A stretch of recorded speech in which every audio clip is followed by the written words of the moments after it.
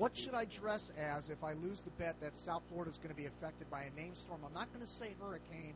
I'm going to say named storm for South Florida coming within 60 miles, meaning the tropical storm and or hurricane force wind field will come over South Florida in some sort of form, whether it's from the southwest, the east-northeast, the west-southwest. Somehow South Florida is going to be affected. How about Oscar Mayer Wiener? That's a good one. Yeah, that's what my sister and my niece was saying. Was dressed like a hot dog. Chris, alligator. Well, Florida is the alligator. Florida's the alligator. That'd be a pretty cool costume, dressed as an alligator. Jonathan says Energizer Bunny, Tinkerbell, Chuck Norris, or Oscar Mayer Wiener. The Oscar Mayer Wiener thing seems to be getting some dressed as a hamburger. Yeah. Dress as SpongeBob. Yeah, there you go. John Stokes. Patrick or SpongeBob. You dress like SpongeBob. Let's see, SpongeBob. There's another person, SpongeBob. I second the hot dog. Bill, what do you think? I like the hot dog. Yeah. Okay, the most popular was the hot dog, the Tinkerbell thing or whatever came up a couple times. Let's go with the hot dog. You guys don't want the bulldog? Come on. I don't know. I'd have to see that costume you're talking about. I don't know. It seems like it would be so big and bulky. Like I don't know. I probably couldn't even fit through the door with that thing on. Huh? I said you got to suffer. Well, I know that, but I mean, I got to be able to fit inside the door first to get in here. I mean, hot dog. At least a hot dog. It looks like I don't know if I could sit with a hot dog suit on. I love the alligator idea. I just don't know if that would be like something you could wear. You could actually skin one alive and use the hide and put it over me. All right. Wait a minute. Here's some more emails that just came in. Let's see.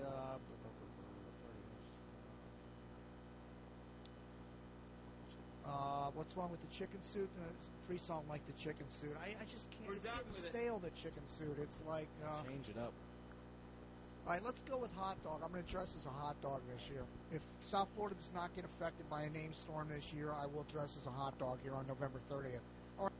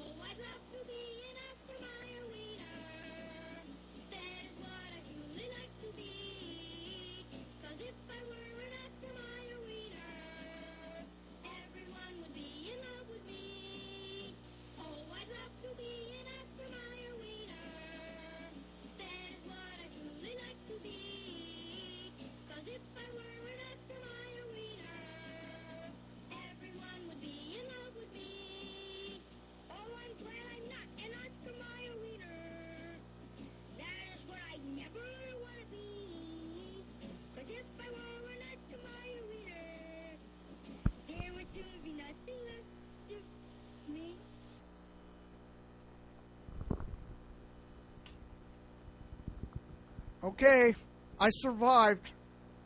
I'm not happy, but I survived. I got whacked over the head pretty good out there in not New Orleans, up on the mid-Atlantic coast there by that guy in the canoe there. Let's go back to that last image. It's actually, do we have that image? No. There it is. That was one of the more harrowing experiences up there in the Outer Banks there as the tide was coming in. I got whacked over the head, but I survived that one. Anyway, welcome to the end of season broadcast. I'm not happy about this, and the reason being is I think I did a good job on my predictions. Now, my June 1st broadcast, I stated that, I would dress as a hot dog if South Florida did not get hit. And it figures that every city, just about every city and island in my database, in my picks rather, got hit except for the South Florida areas. There were about 6 or 7 areas in South Florida. I think there were about 8 actually, or 9 maybe, areas in South Florida that I predicted would be hit by a named storm this year. And sure enough, nobody in South Florida was affected. The dry May theory, push it out the window.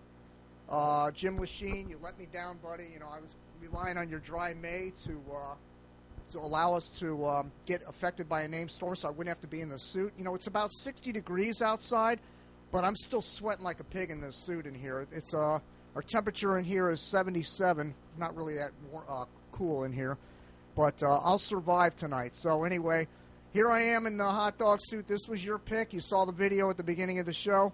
And we have Bill in Virginia Beach. He helps me do the live broadcast. We didn't have much to do this year because we only had the one storm, Hurricane Irene. We're going to spend tonight talking a lot about Hurricane Irene, the models.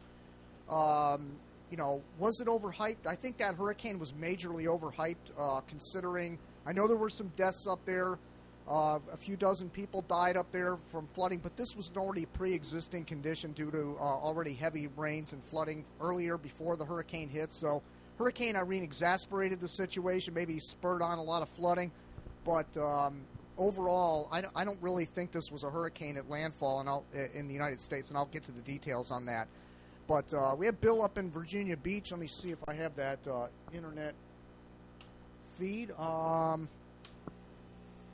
What is going on here? Do we have the RGB? Oh, I got the wrong thing up on a screen. Let's go full screen on this. There he is. Bill, are you with me? Can you hear me? Yeah. All right. Bill is in Virginia. What are you eating? You piece of shit. Yeah, get your camera down a little bit. We can hardly see. All we see is the top of your head. But, folks, he's eating a hot dog, just to rub it in my face. And that's pathetic, man. Let me jack the chair up. That's the problem. I got this camera at a height. So you have mustard and ketchup on that thing? Mustard, ketchup, and chili on it. All right. Chili? Well, I don't have that on my costume, so it's a wash then. You fail. All right, Bill. Anyway, I'm not the one wearing it. I'm not the one wearing it. You shit. Well, yeah, but you're mocking me, man. You're like smacking on hot dogs. You gotta wipe your face. Got ketchup all over your chin and everything. You're unbelievable. All right. So what? So you're just gonna continue eating through this? All right. I'm going off cam. That's it. I'm done.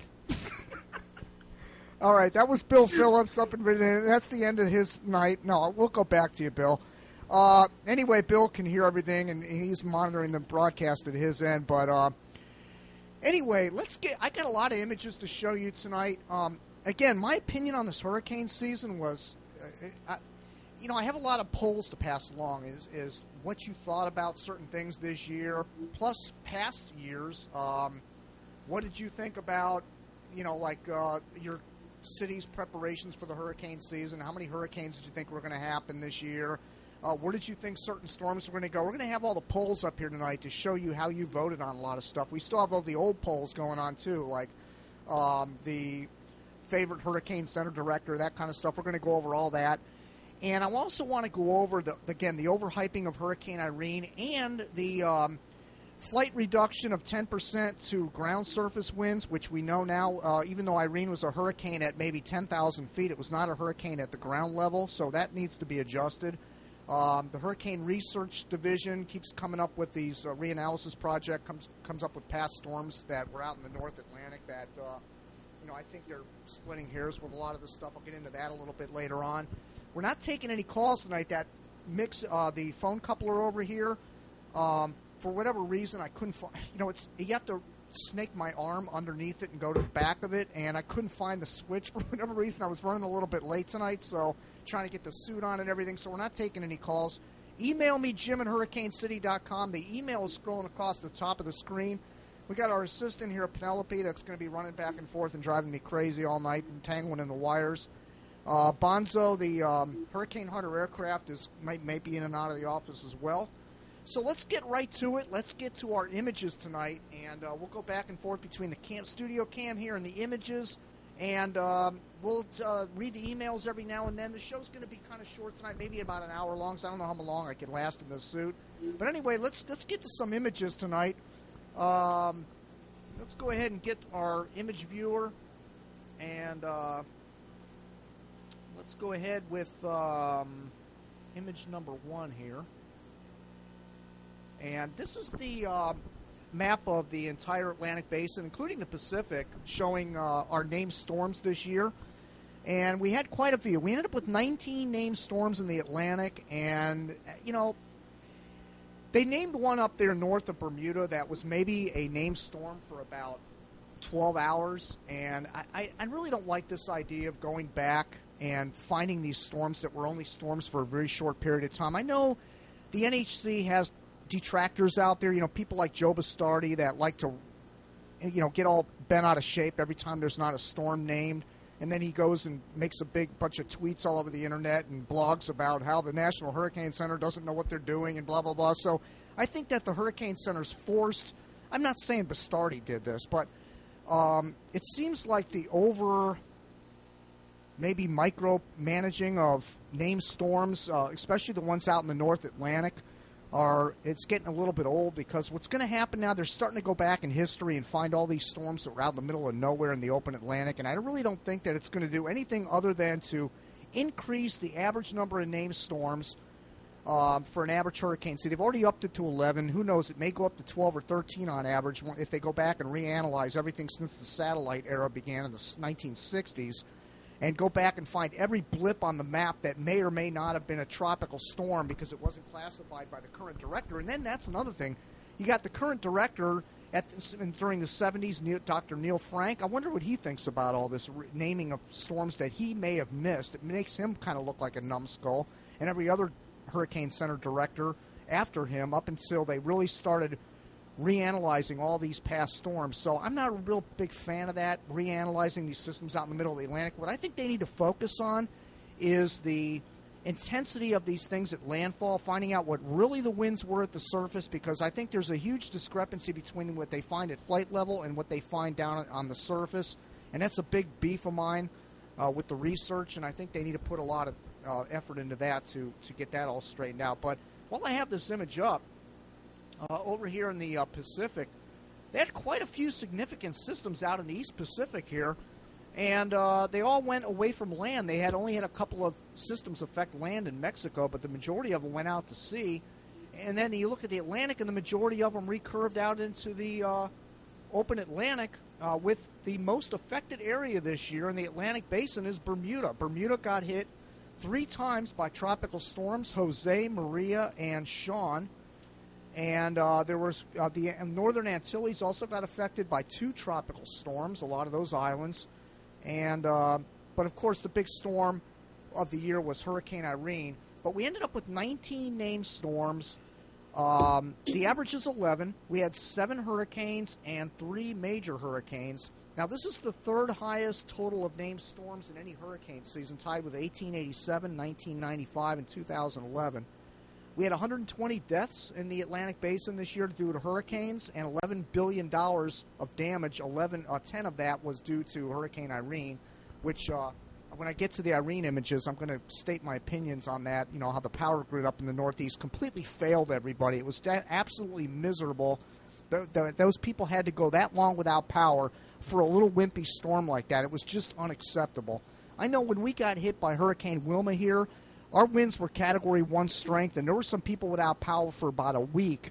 But the winds were stronger here than they were up in New York and those parts, the entire Northeast. The winds were much lighter than they were here during Wilma. Here we had, you know, sustained winds right around Category 1, and we had some gusts to Category 2, although here at Hurricane City, my high gust was around 90. Of course, I don't know the true wind speed because the cups got bounced around a few times by some wires, but maybe 100-mile-an-hour gusts here from time to time, I would say. But up in the Northeast, hardly anybody saw hurricane force winds. Up in New York, in New Jersey, up in Massachusetts, they had some gusts over hurricane force, but nobody saw sustained hurricane force winds. So we had power on quicker down here than they did up in the Northeast from a system that was arguably, a Category 1. So I just don't believe that, that the power, they did the people any good up there with the power grid. I think it was a horrible situation. But anyway, the record continues for the United States not being affected by a hurricane, major hurricane, 6 years now. The United States is going on. This is the 6th year we have not been affected by a major hurricane in the United States, and that's last time that to hit. The record. Yeah, no, it beats the record because the last 2005 was the last major hurricane to hit, and we had never gone more than 5 years. So we're at year 6. This was year 6. So we were supposed to get hit this year, climatologically speaking, and it didn't happen. So next year, I would be very concerned for a major hit somewhere in the United States. All right, let's get to our polls, and I don't know if you can see that on your screen real clearly with the text, but is your community ready for a Hurricane Katrina type event? The most popular response was no way. We took this poll shows up in Hurricane City intermittently in the off season, so we keep track of this, and it goes on ever since Hurricane Katrina hit. And 763 people, 57%, have said no way, that their community is not ready for a Hurricane Katrina type event, which is very concerning. And the second most popular was I have my doubts, 29%, and only 14% said yes, we are definitely ready for a Hurricane Katrina type event. So, that's what it is. I mean, it's people just don't think their communities are ready, and we have a long way to go. So, I mean, that's just the way things happen. Complacency doesn't help either, and lack of storms hitting the U.S. doesn't help. What is that noise? You hear that? What is that? A fire alarm or something? Well, I guess we're just going to have to do the show with the fire alarm going. That's yours, buddy. That's not mine. What is that? We have a fire alarm here. No, I'm just kidding. This is mocking Brian Williams over at NBC. Oh, God. Did any of you guys catch that train wreck last night on NBC Nightly News? I was out. Oh, my God. He was trying to do the show, and the alarm started going off like a really loud fire alarm. And he kept talking over the fire alarm, but it was really hard to hear him. And then he would go, all right, we're going to go to our correspondent and blah, blah, blah. And then they would be laughing, and then they would both laugh together like over the fire alarm. And then they'd figure, okay, by the time we get done with that interview, and come back to the studio, the alarm will be off. Well, every time it would come off and he would start talking, the alarm would come back on again. And this went on. No. This went on through the entire 30-minute NBC Nightly News last night. So I just thought I'd have to throw that in there about the fire alarm. But anyway, let's get back to our images here. All right, our next poll is, does your community have a plan to assist the elderly and disabled persons in the event of an evacuation? Bill, this pertains to you. No, 35%.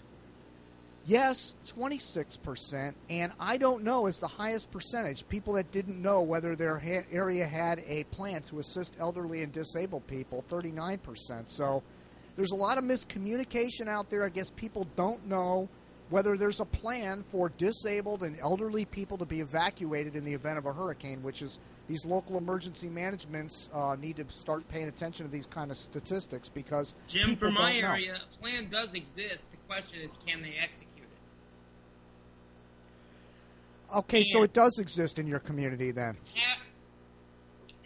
There's two problems here. One, can they execute it?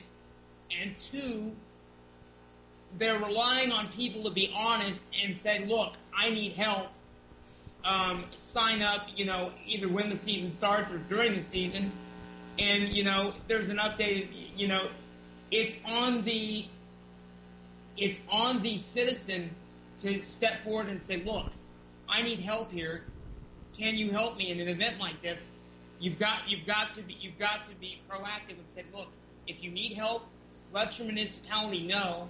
Especially in the state of my area has gotten a lot better with what I've seen this season, and I know the state of Florida, just from going to the conferences, has a plan to step up and make sure if you require special assistance in the need of evacuation or getting to a shelter,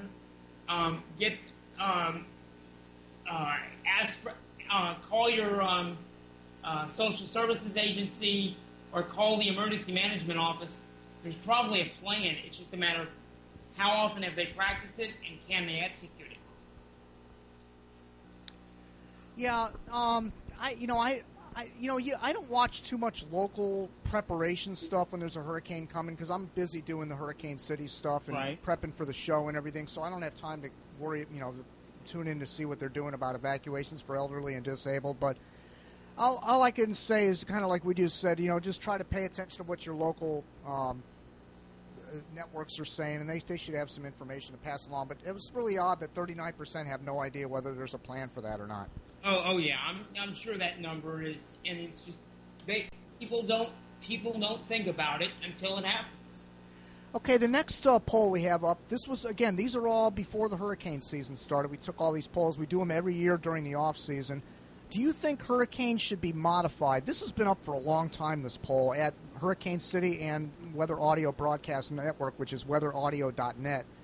And do you think hurricanes should be modified? Yes, 31%, and no, 69%. So almost 70% of the viewers out there think that hurricanes should be left alone, and I agree with that. I think it's nature's natural process, and I think we just need to leave hurricanes alone. And I haven't heard from Dino Storm, and I haven't heard from any of these other people that are out there with any plans to. I've heard about this roll of sheen they want to put on the ocean surface, and I just think it's really going to mess with the environment big time, and I think they just need to leave hurricanes alone.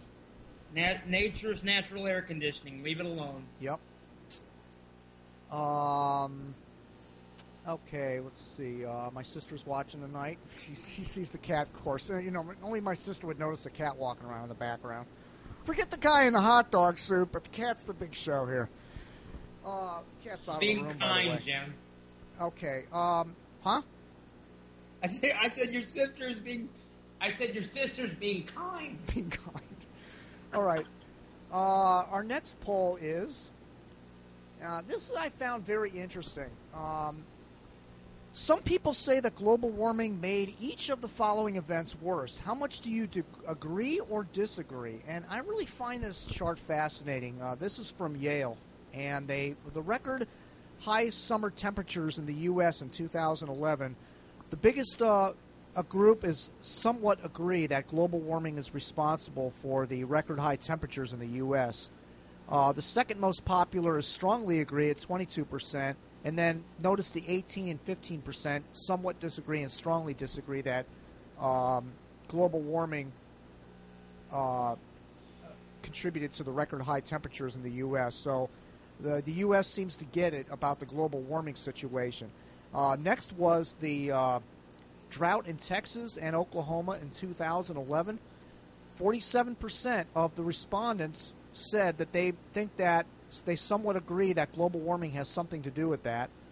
But interestingly, 19% was the second most popular response that somewhat disagree. 18% strongly agree and 16% strongly disagree. But still, 47%, the majority of the people believe that global warming has something to do with the drought in Texas and in Oklahoma, which, by the way, I'm hoping that drought is over with. I know they've had a lot of rain in Texas, and I got a lot of emails during the hurricane season saying, we need to get a hurricane in Texas because the drought is getting worse and worse, and there's, cattle dying, and it's a big problem for the farmers and for people, watering their lawns and whatever.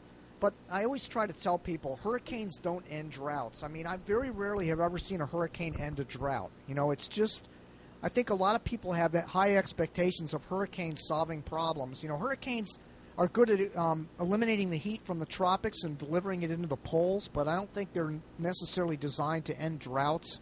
Yes, they do add to your annual rainfall totals, especially down here in South Florida, because that factors into our water table down here in South Florida, the amount of named storms that come through South Florida dump rain on us. But,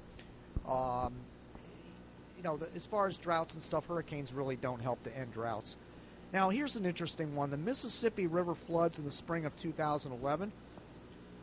Did global warming have anything to do with that? 44% of the people believe that they somewhat agree that global warming was responsible for that. 24%, second highest response, somewhat disagree. So the majority of the people, 44, 54, 60, almost 70% of the people either somewhat agree or somewhat disagree on the fact that the Mississippi River floods were caused by global warming. So the temperatures, the record high temperatures in the United States in 2011 had the highest amount of people that felt that global warming had something to do with that, with lesser amounts when it came to rainfall. Now, the snowfall in the United States in 2010 and 2011, the numbers even go down more. 44%, actually it's almost identical to the river flooding. 44%, the most popular response. Somewhat agree that global warming had something to do with that. 23% somewhat disagree. And then 17% is the third highest response that strongly disagree. So the snowfall had the highest amount of people that strongly disagreed that global warming had something to do with that. And then finally we have Hurricane Irene down here on the bottom. Hurricane Irene, was global warming to blame for Hurricane Irene? I definitely agree that global warming did not have anything to do with Hurricane Irene. But yet 43% of the people still believe that global warming had somewhat agree that global warming had something to do with Hurricane Irene. 25% somewhat disagree. So again, we're up near 80% of the respondents that pretty much 75% of the people felt that they either somewhat agreed or somewhat disagreed that Hurricane Irene was a result of global warming. And then we have 18% is the next highest that strongly disagree. And I kind of agree with those people on that one, somewhat to strongly disagree that Irene had anything to do with global warming, as well as the number of named storms this year. I think it's because they're finding more with grid satellites and everything. But what I do agree on, and Bill, you might agree with me on this, and you can email us at any time, jim@hurricanecity.com, with your opinions on this, but what it comes down to, Bill, by the way, are you monitoring the feed by any chance? I am. What do you need? Okay, I was monitoring it too, and I have a black screen, but it might just be because I'm sucking a lot of bandwidth at this end here. The last image, you still have the chart image up? Yes. What we're discussing? Yeah. It's fine. Go ahead. Yeah, okay. So anyway, I believe that in the future, this is what's going to happen. This might sound crazy, but I think this is what's going to happen. Let me get the camera back on. So I can prove that I actually said something this idiotic. But I believe, and I said this to Mark up in Illinois. I can't remember his last name. Davis? Mark Davis, up in Illinois. And, I told him that it wouldn't surprise me if I lived to be like 80 or 90 years old, which if I keep wearing these suits and everything, I'm going to kill myself early. But that I think that we may see a time in the future, in 40 years or so down the road, where we don't see snow in the continental United States, where it's going to move up into Canada and further north. And the fronts and stuff are going to become weaker, or they're going to shift further north, which is going to create less wind shear in the Atlantic Basin. And with the warmer sea surface temperatures, the indications are now that the IPCC projections were wrong, and we may see warmer temperatures than we originally thought before the end of the century. And if the water temperatures continue to rise, we could see really intense hurricanes and more of them because there's going to be less wind shear in the future. Contrary to FSU's findings that believe that the wind shear is going to increase because of dryness due to large high-pressure ridges all over the planet. But I think that we could actually see the poles, the cold weather kind of shift north and allow more warmer temperatures to the south and less wind shear, because when you have deeper troughs and cold fronts dipping further south, that creates wind shear in the Atlantic, and the jet stream is further south in the summertime, and it retreats in the summertime. It retreats north, but I think it could retreat much further north, and then we could be left with much more favorable conditions for hurricanes.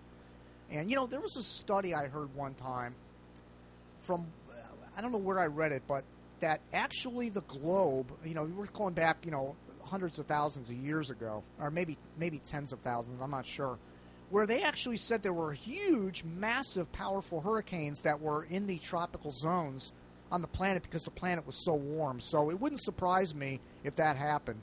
What are your opinions on that, Bill? We like you've said, we've already seen that's already part of the historical record. I think it's only a matter of time. Although bring it on, just for the fact of the last 2 winters have been so cold. I'd like to see a warmer climate year round, especially up here in Southern Virginia. Yeah, right. All right, I got an email here from Ron Scott. Jim. When you poll about Katrina, I think you should define the area. New Orleans was really a flood event brought by the storm, but was not unexpected. They were living on borrowed time. The real event, as normally thought of with a hurricane, was to the east. So was the response based upon New Orleans flooding, which most areas would not see at that level, or was the response based on the actual impact to the east? What is he referring to here? The poll about Katrina. Can you read that again? Let me see if I had a poll about Katrina, because I don't think it was about, let me see, maybe I was, wait a minute. Oh, okay. He's responding to is your community ready for a Hurricane Katrina type event? Should define the area of New Orleans. Well, no, because Ron, under the proper circumstances, that kind of an event could happen just about anywhere if it's powerful enough of a hurricane. So I don't think I have to define it as New Orleans. They were expecting a bad flood there, no doubt about it. But I don't think that anybody is out of the woods for a Hurricane Katrina type event. It could happen in New York, it could happen in South Florida, it could happen in Texas, it could happen in Tampa. It could happen in so many places where the surge would come in, and the writing is on the wall. A lot of these places know that this can potentially happen. So I think it's an honest question that could be asked anywhere. Is your community ready for a Hurricane Katrina type event? So No. I kind of disagree with Ron on that point. Unless he means something else, Ron, maybe you can clarify what you meant in that email a little better. But all right, here's our next poll. Well, this relates to the chart I just had up. Since 1995, the Atlantic Basin activity has increased. Do you think this is a cycle or a result of global warming?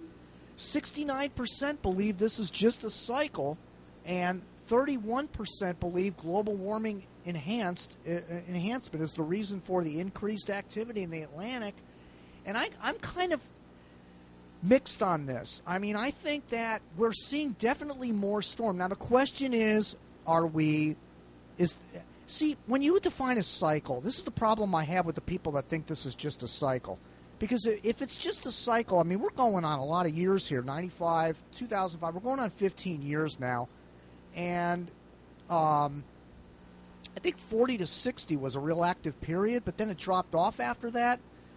So if we don't start dropping off, and we know now about Enzo, we understand that El Nino causes less storms and La Nina causes more storms with less wind shear, but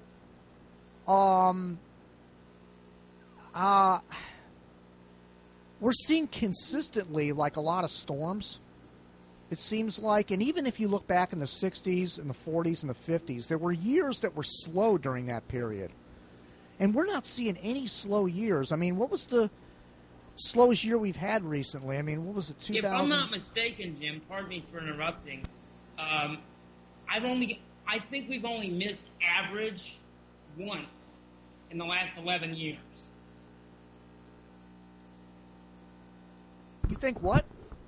I think we've only missed statistical average once in the last 11 years. I'm trying to dig up that paper I have. Just 1 second. This is something I really wasn't planning on. I would have had this ready. Look at years 2006 No, I'm sorry. Oh, okay. Here's our list from the past hurricanes. So let's see. 2009, we had 9 storms. So that was kind of a slow year. But then we had 16 in 2008, 14 in 2007, 9 in 2006, 28 in 2005, 15 in 2004, 16 in 2003, 12 in 2002, 15 in 2001, 15 in 2000, 12 in 99, 14 in 98. And then you have to go all the way back to 1997, the El Nino event, to get 8. And then we had 13, 19, and 95 and 96. And then we had 94, 93, and 92. We had 7 and 8, respectively, those years. 91, 92, 93, and 94. But then Jim, everybody references 95. So go back to 95 to now. I only heard two years where we didn't hit that statistical 10 to 11 average. Yeah. Now, if you look at 1940, 40 through 60 period, where everybody likes to reference how busy it was, you had 1948 named storms. 40. Now, this is when you get into the argument about, yeah, but we didn't know the storms were out there, and then everything gets cloudy. It's a pissing argument. I'm so tired. And are they of it. subtropical? Are they purely tropical? Yeah, it's.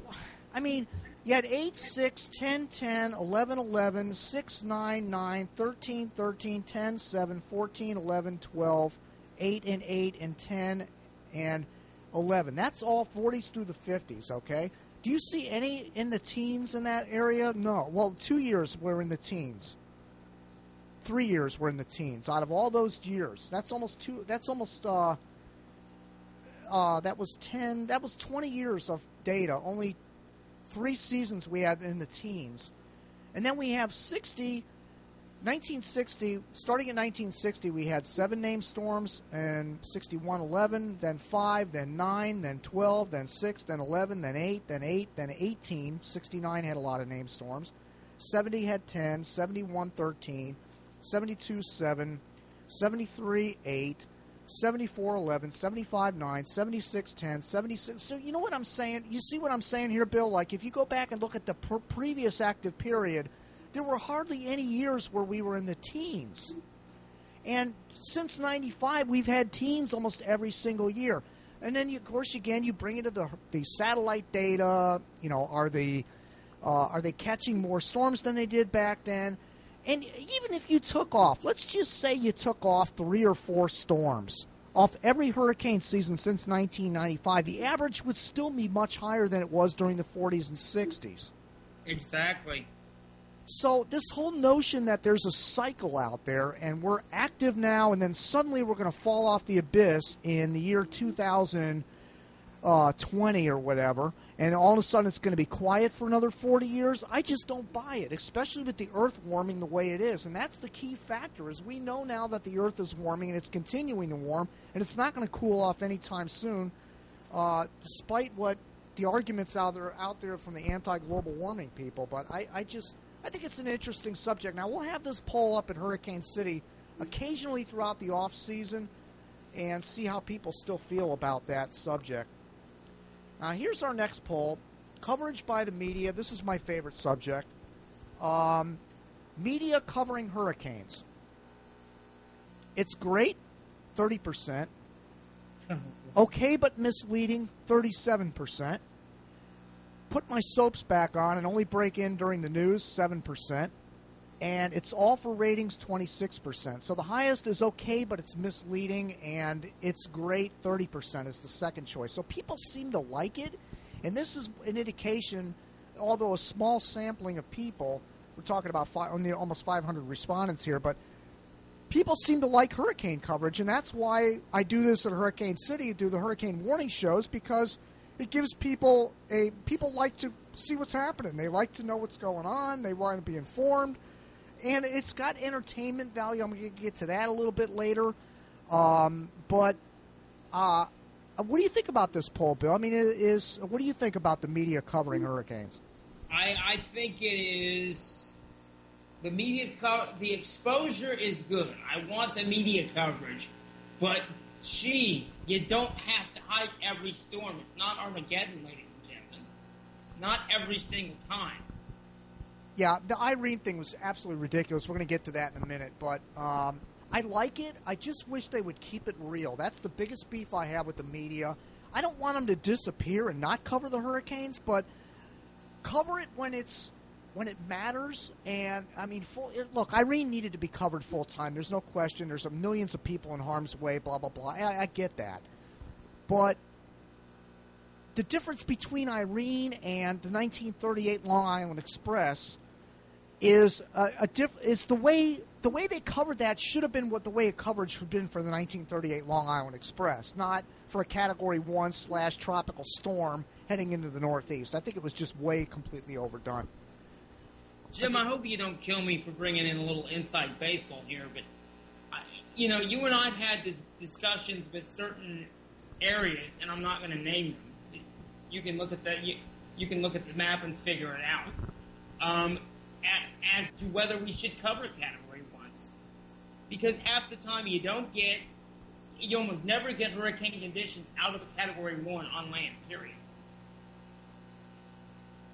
That's correct, but and this leads into my next thing I wanted to complain about. And I know you people that listen to these shows, you probably hate to hear me complaining about all this stuff, but let's face it, if you listen to sports talk or sports talk radio or politics radio, what do? They stimulate the audience to think about these kinds of things. I'm not going to sit here and go over every single named storm that happened this hurricane season and give you all the boring statistics on it. I want to pick your brain a little bit, find out what you people think out there. Email me, Jim@hurricanecity.com.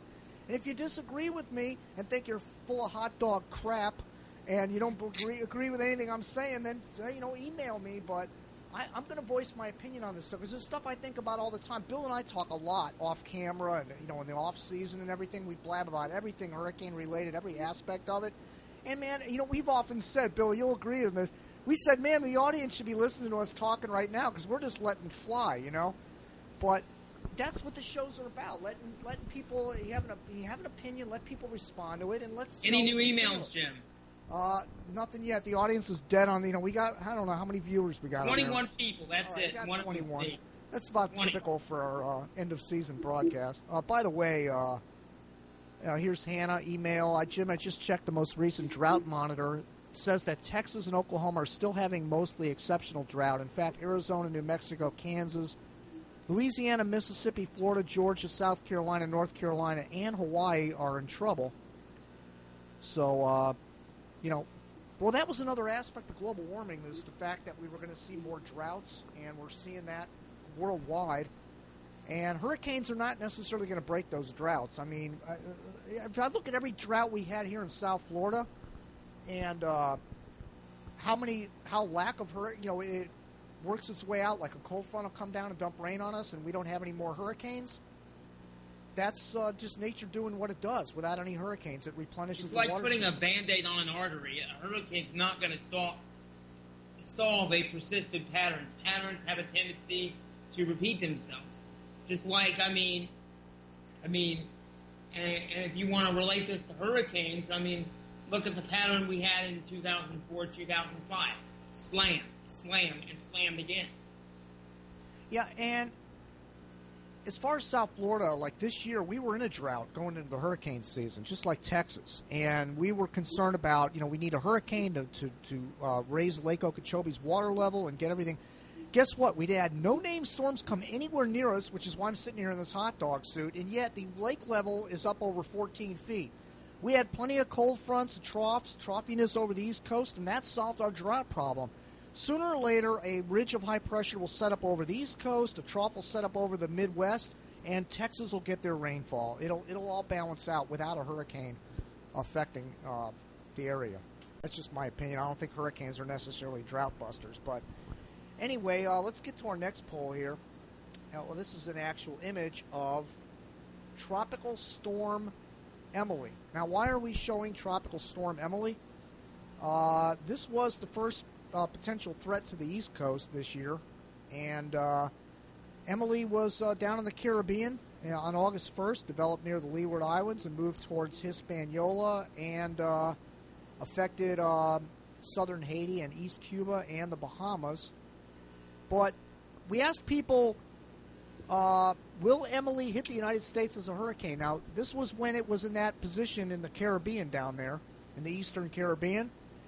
And 69% said no, Emily will not hit the United States as a hurricane. And 67% said yes, it will hit the United States as a hurricane. So you guys did a really good job on that one. Emily did not hit the United States as a hurricane, as you can see here.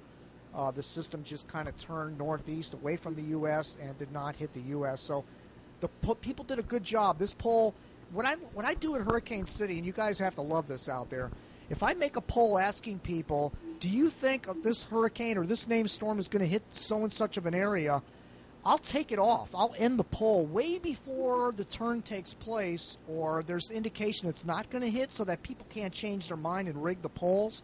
So I take the polls off or end them altogether when the storm starts to make the turn. So I can see if people really knew whether that hurricane was going to hit the United States or not. So it's a lot of fun to participate in the Hurricane City polls because I will not let people get away with anything on those polls. All right, here's our next. This is the storm of the year, Hurricane Irene. And this was a system that developed on August 20th, just east of the northern Leeward Islands. This was the one, all the models were saying this is going to come to the U.S. The Euro was onto this, the Canadian, all of them, were saying that this was going to be a threat to the United States. And, of course, it ended up pounding the Bahamas. Now, Great Exuma Island was my number 4 pick, my top 5. Every year, one of my top 5 cities or islands gets impacted by a significant system, and that happened this year. Now, the only time that didn't happen was last year, when the only system that affected one of my top 5 was Bonnie, and it hit Fort Lauderdale. Or was that 2009? No, that was 2010. And so every year, one of my top 5 gets affected, which is why I tell people to get ready. But this year, it was another major hurricane, and it hit Great Exuma Island, my number 4 pick. And then it ended up hitting North Carolina. We had the Hurricane Warning Show. Bill and I were, I think, were we working that together, or did I do that alone? I can't remember. You went live to me when the storm got to me. Remember, it was only about 30, 40 miles. Oh, that's right. That was my stupid. That's right. You were actually in the storm. That's right. I was in the storm. I had to conserve. I had to conserve all my equipment here, and I went live at its worst. And I think I spent 3 or 4 hours outside filming. Yeah, and again, that was a tropical storm, folks. This was not a hurricane at landfall. I know officially it's a hurricane at landfall, and and people are going to argue, well, this was the pressure was a hurricane pressure. But keep in mind, and this is a very controversial comment I'm about to make, but if you look at the science of it, the season had very low pressures. I can't tell you the amount of tropical update videos I did where I showed the pressure maps of the Atlantic Basin showing way below normal pressures in the Atlantic Basin. So when that happens, you get systems with really abnormally low pressures and really large systems that have have a hard time wrapping themselves up. And that's exactly what happened with Hurricane Irene. But the thing is, it had a pressure of like a Category 2 hurricane, but those winds weren't mixing down to the surface. But it was a false pressure. It was not a real hurricane pressure. It was already embedded in a low pressure environment. So you had a tropical storm with Category 2 pressure, basically, is what that was. If you want to see an example of where size matters, I was talking to Jim off camera and off air earlier today. Look at some of the storms in the East Pacific. Yeah, they were small. They were like normal-sized storms, and we had the large ones because our pressures were so low.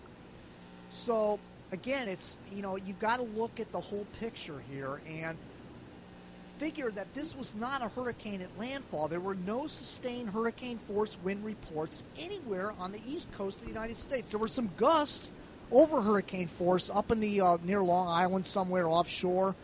Even the buoys, Bill, when this was hitting your area, you were on the weak side, on the west side of the center of circulation, and the high winds were out of the buoys, and they were measuring 66-mile-an-hour winds at the buoys out the Chesapeake Bay. So this was not... Yeah. extrapolate that to land, maybe a 65 mile an hour wind gust tops. That's it. That's all she wrote.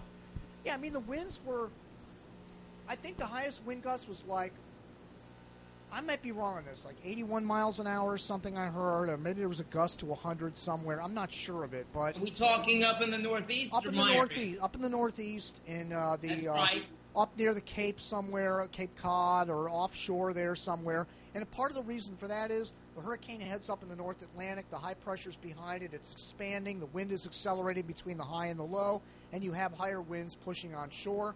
And that may have been the reason for those higher wind gusts up there. But overall, the entire trip up the eastern seaboard, folks, this thing was a tropical storm. And I'm wondering what they're going to do in the reanalysis project on this storm. Are they going to keep? They're probably going to keep it as a hurricane simply because of the pressure. But you can't do that. I mean, you can't just look at the pressure of something and say that was a hurricane because the pressure amounted to this. I think they really need to look at the winds in these things, because the wind up at the flight level where the hurricane hunters are flying is much higher than it is down at the ground. They're only using 10% flight reduction, which is ridiculous. Unless you're in a major hurricane, then the winds easily mix down to the surface. But these hurricanes that are, turning north up in the cold regions, when they get up around 30 degrees north or north of there, they start to come undone a little bit. The winds aren't mixing down to the surface like that, and it's just a different animal. I don't know. I just don't really buy that this thing was, a hurricane at landfall. But anyway, back to the polls. Calling this a hurricane at landfall was a joke. I'm sorry.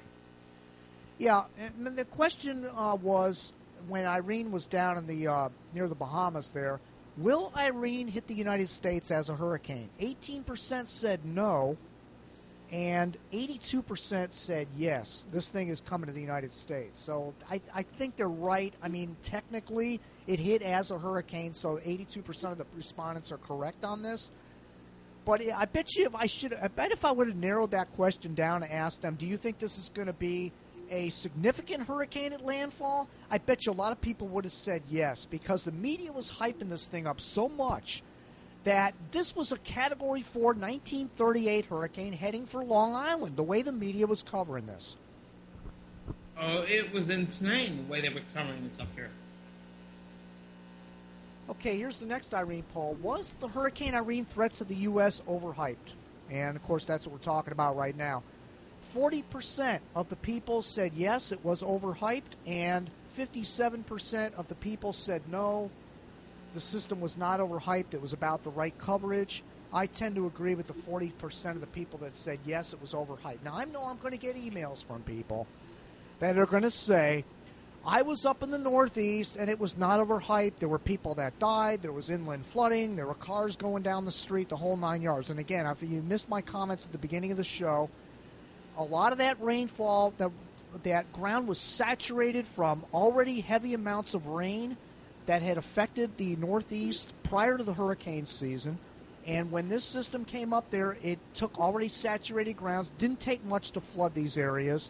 The trees came down easy because the ground was wet, and they had power outages. Now, the question I have is, why were there so many power outages? I mean, we're talking at one point, wasn't there like 20 million people or something without power, Bill, or something like that? No, it was closer to 10, I think. I'll look that number up. I got an email from John Ward here. Too much politics involved with this. It's a numbers game.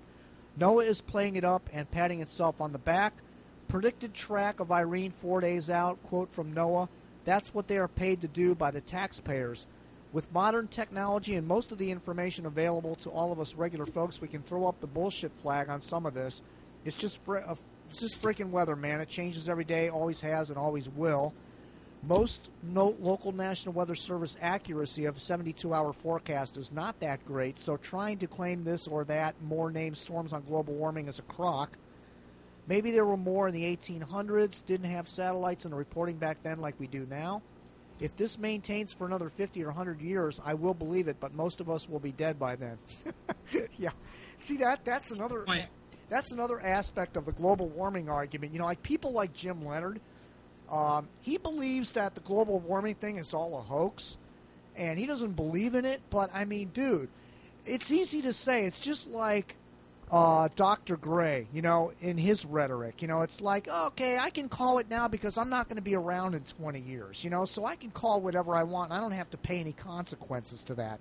Do you really think that anybody in 20 years from now that's watching this show right now or any of these hurricane shows are going to go, Dr. Gray was wrong, his legacy is dead? They're not going to care. They're not going to talk about what he thought back in 2011. I just don't think it's that big of a deal. So anybody that's up there in age is going to probably play the role of, it's just nature doing what it does. There's no, global warming. It's all just a figment of everybody's imagination, even though the temperatures are going up and the sea levels are rising.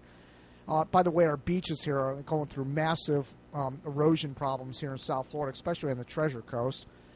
But, it's a denial factor, and I just don't understand the reasoning behind it. I mean, you can look at math all you want, but the most brilliant minds on the planet are on board saying that, yes, global warming is real. The temperatures are rising, the sea levels are rising, and it's going to get worse, and it's accelerating much faster than he originally thought when the original IPCC findings came out. So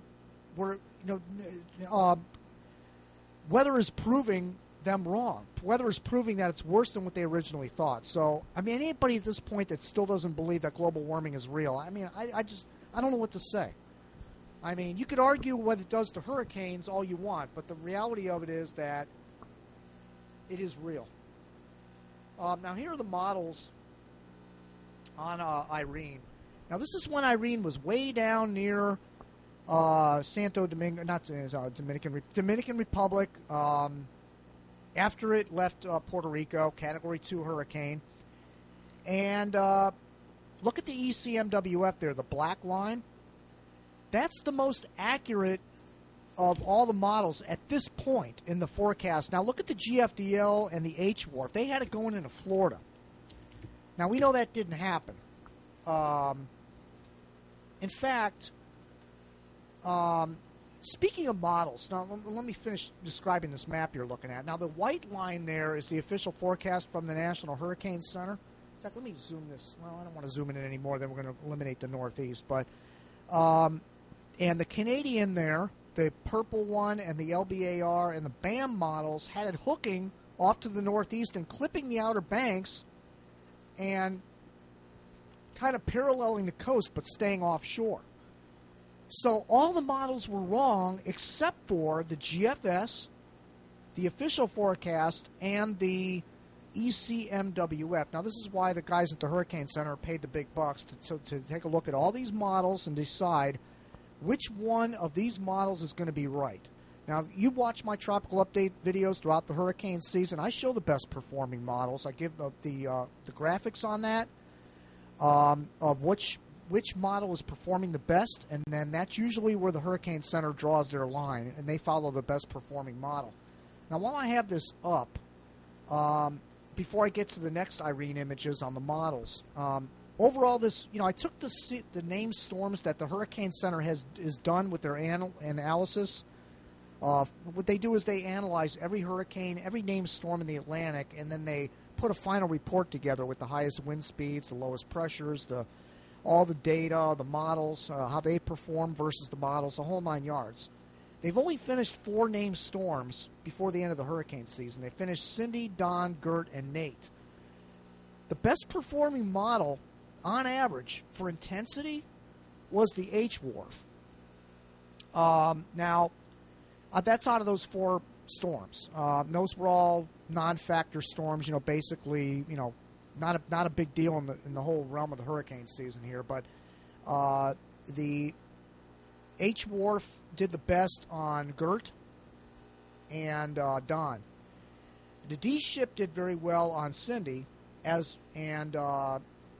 now, as far as track forecast is concerned, the best performing models were all mixed on those models. The NAM, North American Mesoscale Interpolated model, which is the one that a lot of people think is a joke. I mean, that model really doesn't mean too much. That did the best on hurricanes on Cindy. The LBAR did the best on Don. The EMXI model did the best on Gert, and the GFNI model did the best on Nate. Now, the GFNI is a version of the GFDL and Navy combined model, interpolated, whatever. But overall, though, I would have to say that the European model was the best at long-range track. Now, the beef I've always had with the European model is that it's like the last one to jump on board development. It seems like all the other models, the Canadian is always the first, and then the no gap. Actually, the no gaps and the Canadian are pretty much. I think they both use the same lithograms or whatever, but they both usually come up with developing a storm before any other global models do. Then the Euro, then the GFS starts to come on, and then the Euro is usually the last to start identifying a system out there. But then once it establishes, once there's, a 24-hour period of a named storm out in the Atlantic, then the Euro by far outshines all the other models, in my opinion, as far as global models are concerned. Now, you could sit there and narrow down. There's like a million models out there when it comes to tropical models and, these interpolated models and everything. I mean, you could get cross-eyed looking at all the models that are out there. But the European model, in my opinion, by far is the best performer as far as long-range track. But the GFS had a really good year this year. The GFS was another one, along with the Euro, that predicted that Irene was going to go through the Outer Banks and up the eastern seaboard. Now, let's go to our next image here. And this is when it was in the eastern Bahamas. And I know it's hard to see on your screen, but the official forecast had it clipping the Outer Banks, and the UK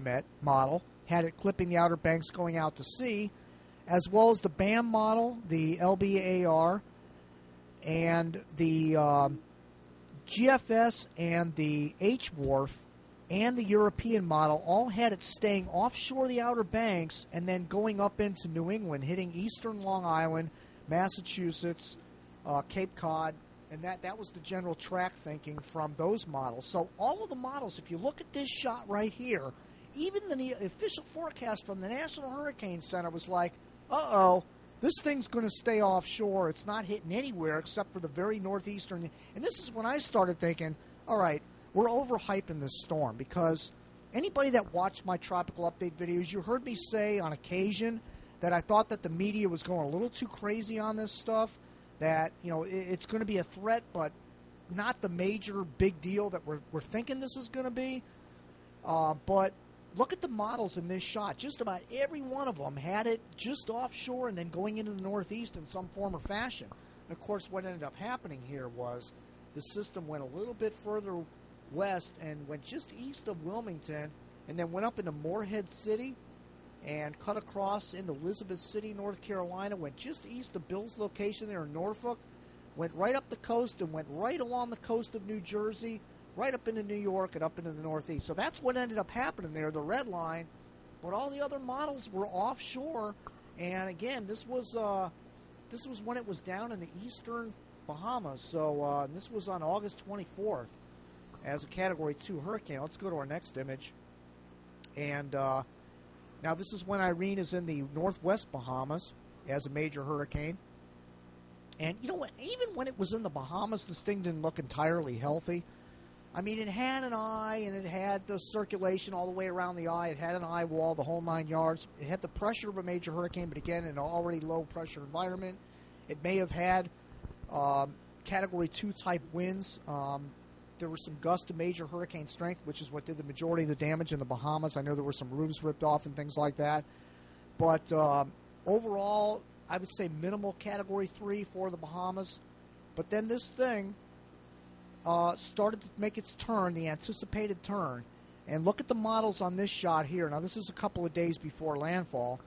And the models here are the European. Actually, the model that nailed this shot here were two models. The UK Met and the H-Wharf had this going into Morehead City and then cutting up into the northeast. So those two models really nailed this, the H-Wharf and the UK Met, as this thing was forecast to move on and affect the United States. But the Euro was offshore, the Outer Banks of North Carolina, and then coming into New Jersey. So the Euro was a little bit east of where it ended up making landfall, and the GFS as well had it further east, clipping the Outer Banks and going up into Long Island. The official forecast had it over the Outer Banks and right through the center of Long Island. And then the BAM models had it up toward the Canadian Maritimes, and the Canadian and the LBAR model had it over Cape Cod, clipping the Outer Banks of North Carolina. So the H-Wharf and the UK Met were really good at this point when it was down in the northwest Bahamas. Jim, one more comment on the power outages, 2.5 million final estimate from Irene. Okay, so I was only off by 18 million. That's pretty now, that original number was down early on. You know, the media was overhyping it, 5 million, this and that. But from what I see, National Geographic did some research, and they put it down at 2.5 million when all this was said and done. All right, now, one thing I want to say, thank you for that information, by the way. I thought it was much higher than that, but I guess I was wrong on that. But still, that amount of power for that kind of a storm was ridiculous, and the amount of time that the people were without power was absolutely crazy. But I want to thank Fred. Fred up in Long Island. Fred kept me informed, and as well as the people on the message board at Cane Talk. By the way, Chris, you did a great job with Cane Talk again this year. Appreciate all that you've done for Cane Talk. But Fred really stepped up this year and gave us a lot of information from Long Island as this thing was coming in. What I love what you did, Fred, was Fred stepped up. He got his iPhone out there. He strapped it up on his window in his truck or van or whatever he drives around. And he went up there and filmed all the aftermath footage. He drove up and down all the streets in his neighborhood. He went down to the beach to film the beach and the wind and the waves and everything. And that was really a cool experience, following Fred around and seeing what he was seeing and driving around the flooded areas and everything. Fred, we really appreciate what you did. And, you know, I don't want to go too long on this particular subject, but if a guy like Fred can do this, there's no reason why anybody really can't do this. What you do is you buy an iPhone or a smartphone of some sort. You download the Ustream app. And it's an app that's real easy to download on your iPhone. And Android iPhones have it. Yeah, they all have it. And you buy a little holder for your window. It's a suction cup holder. You aim your camera out the window. Not out the window, but through the window. And you drive around in the aftermath of a hurricane. I'm not suggesting that everybody get out in the hurricane or immediately afterwards when everything is in shambles. But if you can do it, by all means, we want the footage here at Hurricane City. But for our audience here, but the thing is, anybody can do this, and you could strap it on your window and then go out and connect to Ustream, get your stream going live, and then tell us where your stream is so we can restream it in Hurricane City so the audience can see what the heck is going on out there. There's no rhyme or reason. All these storm chasers out there, I just had Richard Rodner on the show like 3-4 weeks ago, but, you know, he's old school. Jim Leonard is old school. These guys, they like to have their camera, get in their car, and film it from the inside, and that's all they do. And then they make a DVD, and they sell it after the hurricane is over. But things are changing, guys. The Internet is live. It's here. It's real. It's happening now. People want here and now. They don't want to see something that you did 3 weeks ago or a month ago. Yeah, it's interesting. Your DVDs are really cool and everything. When you add all the special effects to it and you really make it a nice, you know, the music and the titles and all that stuff, it makes for a nice presentation that somebody might want to play, especially if they were in the hurricane. But you can do that while you're filming live on Ustream. All you got to do is have a laptop and a broadband card. If you don't have that, then get your iPhone and hook it up to Ustream, hook it up to the window, and stick that thing out the window so we can watch what's happening while you're filming with your really good camera that you're making your DVD with. So all you storm chasers out there that haven't already done it, try to get your Ustream app with your iPhone. If you don't have an iPhone and you're using a regular old flip phone or whatever, take your video camera that you're filming live with and bring a laptop with you, get the Ustream producer, and run your AV cord. Every camera has an audio video slot jack in it, and run it to your video capture card on your computer and stream it live so we can all see what's happening out there. Jim, can I get on? Hold it. Can I get on my soapbox for a second? Yeah. Now we're getting to the point with these Android phones and even iPhones where you can get a prepaid data plan for $45 or $50 a month. Unlimited, or so they say. It's going to need to be investigated and so on and so on. But there's no excuse. The technology's there. Use it.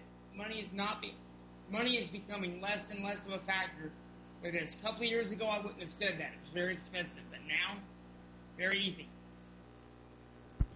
Yeah, you're absolutely right, and to all these other, and there were other chasers out there, and I was really disappointed. I talked to Derek about this, after Irene was over with, because I didn't know that there were guys actually in the Bahamas filming stuff for when Irene hit there, and I don't understand. I go to these storm chaser parties and stuff like that, and I connect with these guys. I get their phone numbers, or they get my phone number. We exchange information, emails, whatever. The only guy that's consistently ever called into the hurricane warning shows is Jeff Petrowski, who's a hell of a storm chaser.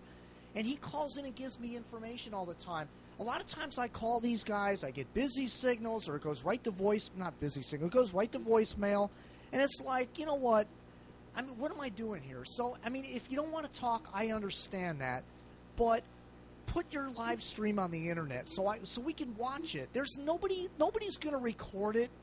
There might be some crazy people out there to try to record it, but it's going to be so pixelated and so bad that for playback purposes, they're not going to want to use it anyways. And let's face it, when you're streaming live on the internet, you're going to have intermittent cutoffs. You're not going to be live all the time.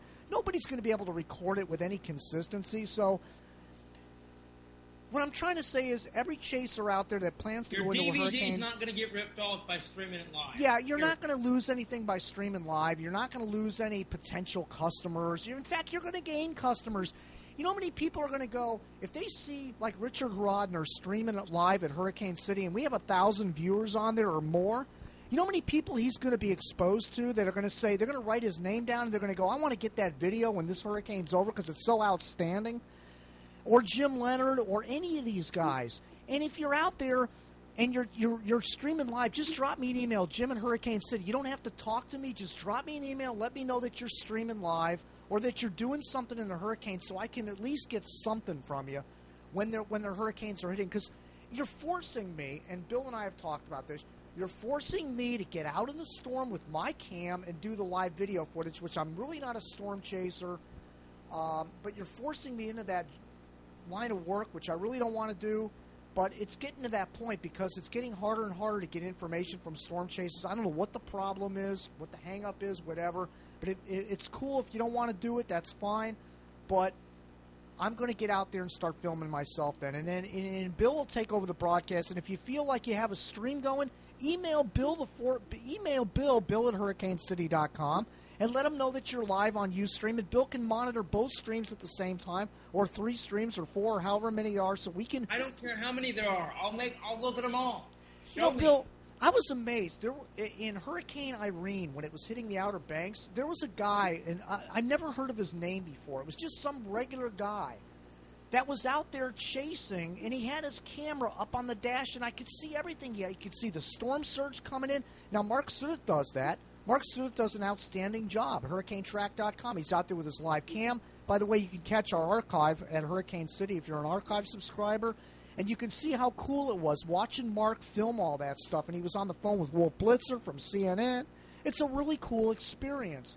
And we put all this together on the live feed. So if you're a storm chaser and you're getting interviewed by the Weather Channel or something, we're going to record it and have it live on the live feed for everybody to see. You might not be live on your stream, but we'll have it live on our stream. So it's a win-win for everybody. I recommend you chasers really get on the ball here. We're in 2011. Things are changing quickly. The technology's catching up really fast. Ustream is free. You don't have to pay anybody anything. The only thing you have to pay for is a broadband card if you don't have an iPhone. And use the broadband card, which the prices continue to go down on those two. So all you guys, man, get on the ball. Start giving me your live feeds, and let's put them up at Hurricane City so we can get people a smorgasbord. Once you buy the broadband card, it's $50 a month. When you need it, you don't have to pay for it every month. You don't use it, don't pay for it. There you go. There you go. You don't have to crash your budget to buy a year-long contract with anybody. Just buy it for the hurricane season. Or when the hurricane's hitting or when you know it's going to hit, you can call them up and activate it. We got to do this. And what we do at Hurricane City is we'll go from one cam to the next. We'll go from Mark's cam at hurricanetrack.com. We'll go to, like, my cam if I'm out in the storm, and then we'll go to, like, if Derek is streaming, we'll go to his cam. We'll have my tower cam up if it's in South Florida. We'll use all these different cams and make a smorgasbord out of it. So nobody can plagiarize, nobody can record your live stream because we're not going to stay on it for too long anyways. We're going to go to all the cams and spread them out evenly. So it's a win-win. It's fun for the audience. It's fun for the chasers. Fun for everybody. Get on board. Just send me your URL via email, jim@hurricanecity.com, and let me know that you're out chasing the hurricane, and we can stream the feed. You know, it's as simple as that. Buffet style, back to the hot dog theme. Yep. A little bit of everything. All right, back to the polls. Will the U.S. be hit by a major hurricane before the hurricane season ends? Now, this poll ended on October 20th. Now, this poll started after Irene was long gone in history, and we asked people, will the U.S. be hit by a major hurricane before the season ends? 62% of you said no, 38% said yes, and the reason I ended it on October 20th is because there was indications that something was going to develop in the Western Caribbean toward the end of the month, and I really wanted to take it off before the models started saying, yeah, we're going to have a major hurricane heading towards Florida. So I took it off on October 20th. So you ended up being right. The audience was right. 62% of you said, no, we were not going to be hit by a major hurricane anywhere in the U.S., and the poll ended on October 20th, so good job to the audience on that one. Here's one of my favorite polls out there. The most annoying cliche. It's the calm before the storm, 14%. We are preparing for the worst and hoping for the best, 25%. That's the most popular response, and that's the most overused cliche of all the hurricane cliches out there. We're preparing for the worst and hoping for the best. The animals know it's coming. That was one of my personal things I threw in there. It turns out only 6% agreed with me on that one. It's time to hunker down, 18%. I've been through numerous hurricanes, and it's no big deal, 21%. That's the number 2 response. I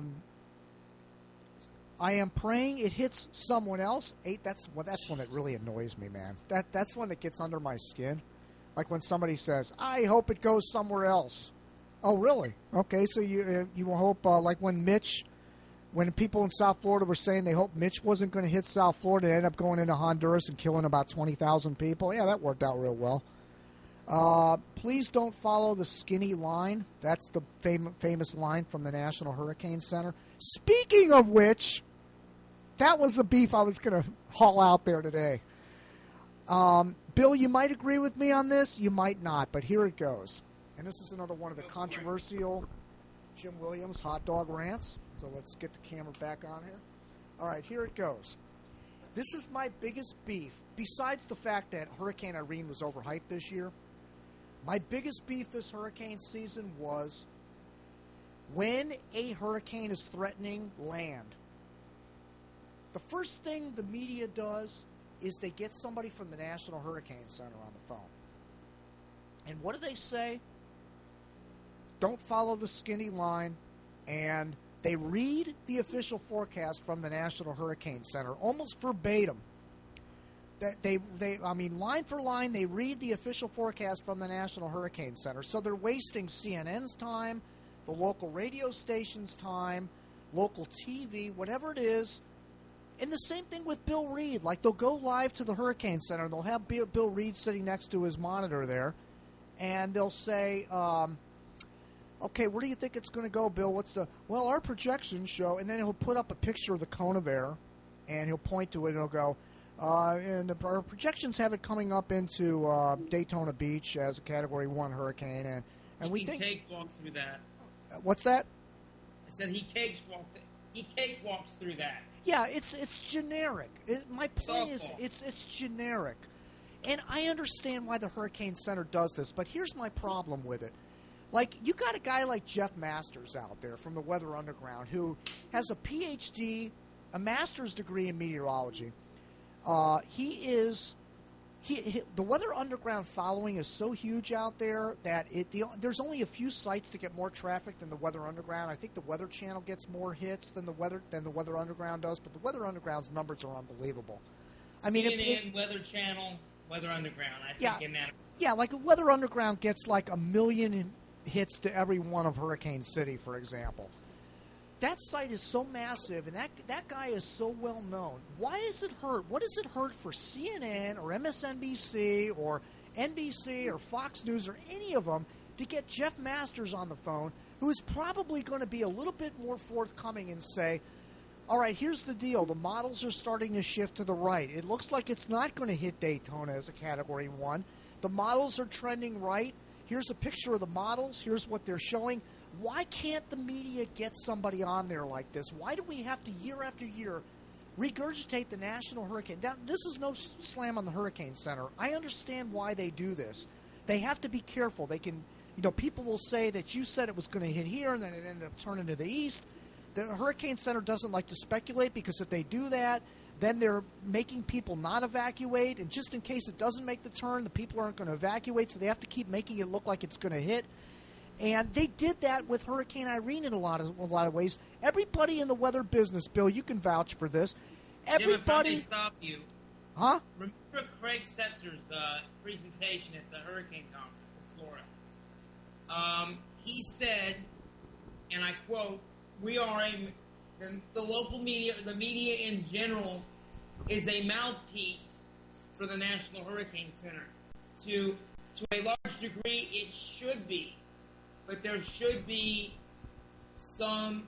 You don't have to be, and I don't mean it to sound this way, but I can't think of another word. You don't have to be a puppet and just repeat everything the National Hurricane Center says. It's okay to give your opinion on something as long as you can back it up and it's not absolutely crazy. Yeah, but my point is, the Hurricane Center's not going to do that. It's plain and simple. They're just not going to do that. I've heard reporters. I was referring to the Hurricane Center when I said that. I want the degreed meteorologist to feel free to be, more Jeff Masters like, more Brian Norcross like. Show us the scenario. Walk us through it. We're not stupid, and we can. If you show us the information, 99.9% of the public is educated and can figure it out for themselves.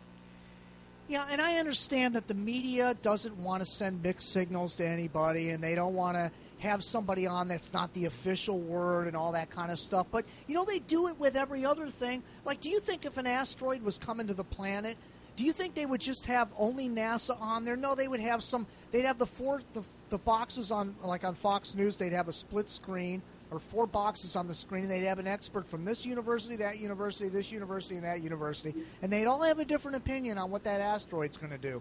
And yet, when hurricane coverage comes around, it's the same old thing. It's the National Hurricane Center. There's Bill Reed next to the monitor pointing to the cone of error, which everybody knows that's in the weather business, in the private sector, knows that cone is going to shift to the right. Except for the general public. They're clueless. But the guys like us, we know that cone is shifting to the right. But the Hurricane Center won't make that call. And that bothers me. Like, there's just one word out there, and it's the National Hurricane Center. And I know Joe Bastardi tried to do that with AccuWeather for a few years, where he'd get on Fox News and go contrary to what the Hurricane Center says sometimes. But I'm talking about, guys like Jeff Masters, other people in the private sector that have the knowledge that this thing is not going to hit here. It's going to shift off to the right. And that, I understand. And again, this is no slam on the National Hurricane Center. They have to play it close to the vest. But why not go out there? The media is so lazy. Why not go out there and get some other people that are out there in the weather business that have a different opinion on it? It's society now. What do we talk about all the time? We're spoon-fed. All right. Let's get back to the polls. Sorry, it's the truth.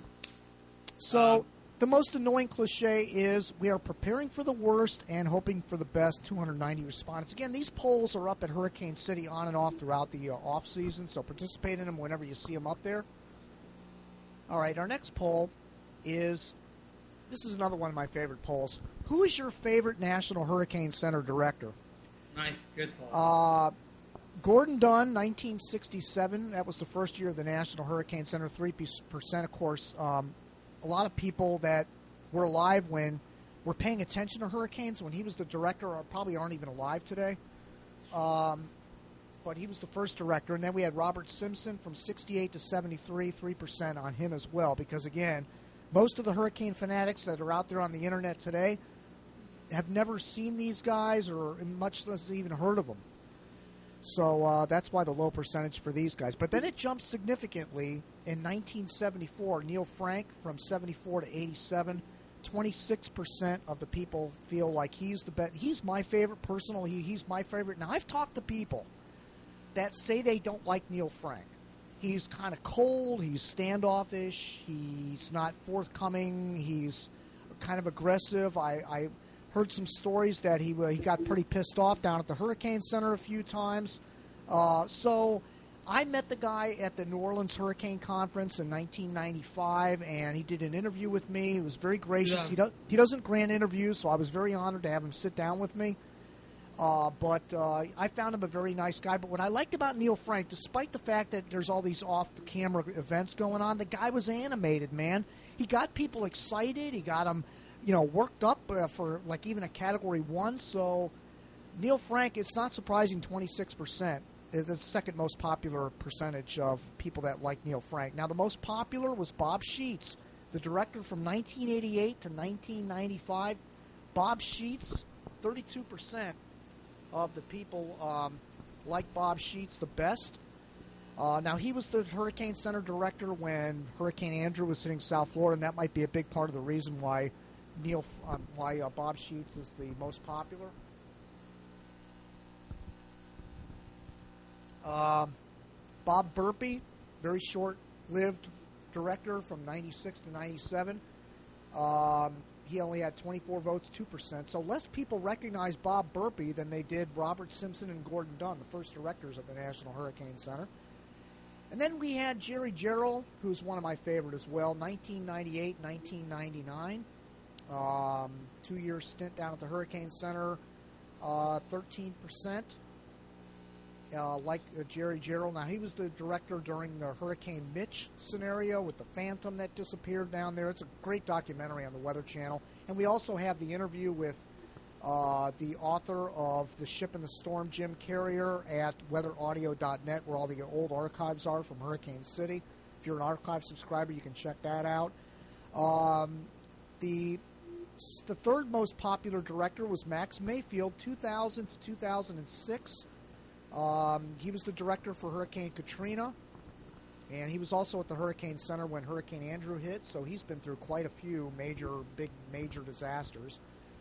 So Max Mayfield, 14%. Now, Bill Reed is at 7%, and the reason he's not higher is because he was recently added, like last year. He's only been the director for like a couple of years now, so he's currently the director, 89 votes, 7%. Now, this poll will be up at Hurricane City throughout the off-season, on and off. So check back to Hurricane City for these polls. We'll have them up. And so the most popular director of all time as of this point is Bob Sheets, the director for Hurricane Andrew, 1988 through 1995. Now, there was a very short-lived director of the National Hurricane Center, and that was the director of the southern region of NOAA, and that was Bill Proenza. And he did not end up taking that job because all kinds of controversy took place at the Hurricane Center. It was a really ugly situation with him wanting more scatterometer, another satellite center for scatterometer winds, and he wanted to change the way things were run down there a little bit, and he was running into a lot of resistance, and then it ended up going in front of Congress, and it was a real mess. The Senate hearings and the whole 9 yards. Which also it's on the looping feed. It's somewhere. That's right. HurricaneCity.tv you're watching right now. That loops in with all the other DVDs, and along with our recent interview with Richard Rodner, Storm Chaser, is on the looping DVDs at HurricaneCity.tv. Our next poll: why do you track hurricanes? Why do you track hurricanes? I need to know where they are and where they are headed. That's the most common response. 50% of the people said that was their reason for tracking hurricanes. The next popular vote was 26%. I like to track them because it's fun. There's nothing wrong with saying you like to track hurricanes. I know a lot of people that like to track hurricanes. There are tons of hurricane fanatics out there that like to track hurricanes, and not only that, but they like to see them hit land. There's nothing wrong with that. I mean, well, yeah, there's something wrong with that. There's something wrong with it, but you know what I mean. Like, it's going to happen anyways, so it's not like if you like the rush of, you know, buildings coming apart and bodies flying through the air and everything. I mean, you know, if that's your thing, then who is anybody? I mean, they can look at you like you're crazy, but I know. See, and here's where it's difficult running Hurricane City here, because let's face it, the last 6 years have really been pretty bad. I mean, as far as activity on the site and the interest from people, and the numbers are down in the whole 9 yards. Ike was the last significant damage to the United States back in 2008. So we're going on 3 years now. People are starting to get, hurricanes, they're not that big of a deal. It's, you know, who cares about hurricanes? It's not, and there's a lot of us junkies out there, and I'll throw myself into the mix, that like to see these things hit land. I mean, look, the site's called Hurricane City. If no hurricanes hit cities, Hurricane City doesn't get any traffic. It's as simple as that. And all you storm chasers out there, I know that you can, the camera's not on, I know that you can agree with me on this, because your livelihood depends on a lot of the storm chasers. They make a lot of money with their DVDs and their productions, and they get in touch with the media, and it drives traffic to their websites. And, you know, hey, look, we're all in a drought here, you know. I'm not ashamed to say I would like to see more landfalling hurricanes. Whether people prepare or not, that's up to you. If you're going to survive the hurricane, I can't control that. Nor can I control where a hurricane is going to go, although I'm pretty good at predicting where they're going to go. But, you know, if you're not ready, that's not my problem. But I do like to see hurricanes make landfall. The next popular response was, I like to see it coming my way, and if not, I stop tracking them. I would venture to say that that's probably a good part of our audience. I would say probably 60% of the audience of Hurricane City turn it off when it's not heading to their city. They start to lose interest in it. Just a hunch, but I bet you that's the case. Just look at the message board. All the Florida people disappear when it's no longer a Florida threat, and that's most of the board. That's true, and it's funny because the message board, canetalk.com, when there's a threat to the Gulf, all the Gulf people are in there. I mean, this will happen when it's in the Eastern Caribbean. Hell, it happens when it's not even in the Caribbean yet. There's people in the Gulf saying it's coming to the Gulf. The models are showing it coming to the Gulf. And then when the models start shifting and the threat is like, okay, no more Gulf of Mexico. It looks like it's going to be East Coast or a fish storm. All of a sudden, there's hardly any Gulf posters in the message board anymore. Then it shifts to Florida. And then all of a sudden, Florida's off the hook. There's no more cone in Florida. You get some people in the mid-Atlantic that are still watching it. Then when it becomes apparent this thing isn't hitting anybody except for maybe Bermuda, the numbers are like, you know, it's done. I mean, you know, nobody seems to, you know, it's done. Stick a fork in it. It's over. Now, the next most popular response is, it gets my mind off my daily problems, 3%. Now, I like this response because, you know what, a lot of people have financial problems right now. They're going through a lot. But, you know, speaking of that, I know I'm off the tracks a little bit, but, you know, it's a good thing, though. We really didn't have any major hurricanes hit the U.S. With the economy the way it is right now, a lot of people just would have had a hell of a time trying to recover. I bet you any amount of money the insurance companies are going to fight like hell. They're not going to pay their claims. You're not in good hands with Allstate. You're not. State Farm is not a good neighbor, and they're not always there. Especially on the Gulf Coast after Hurricane Katrina, where they left a bunch of people and said, "Oh, you're on your own. Tough shit. It was a storm surge. It had nothing to do with wind, so we're not paying your insurance." And there's a bunch of houses that are never going to be rebuilt on the Mississippi coast because State Farm decided that they didn't want to pay the claims, that the federal flood insurance should have covered it. So With the economy the way it is, I guarantee you the insurance companies wouldn't have paid your claims. You're not in good hands with your insurance company. All we can do is hope for the best and prepare for the worst. That's basically it. Your insurance company, you're going to be lucky to get your house fixed. Jim, the only advice I have for people, because I made this mistake when I had a lightning strike, I misunderstood my policy. Make sure that you have replacement coverage, replacement insurance, because if you don't, you're not in good hands with Allstate. The company will screw you. Yeah, have your papers in order. Not only that, but put them in plastic bags or something, so in the event that your roof blows off or you're leaking in your house or you're in a storm surge, that you have those things with you and they're dry and you have phone numbers and contacts and everything. And make sure that your adjuster knows your situation and keep in touch. But, like I said, good luck collecting your check. And if you live anywhere near the coast, make sure that your policy, that you're not in a flood zone. And if you're in a flood zone, if you're in a storm surge zone, make sure you get flood insurance, because your wind coverage isn't going to cover anything. If you don't have any wind damage to your house and your house is completely flooded, you're shit out of luck. They're not going to cover you. Remember this also.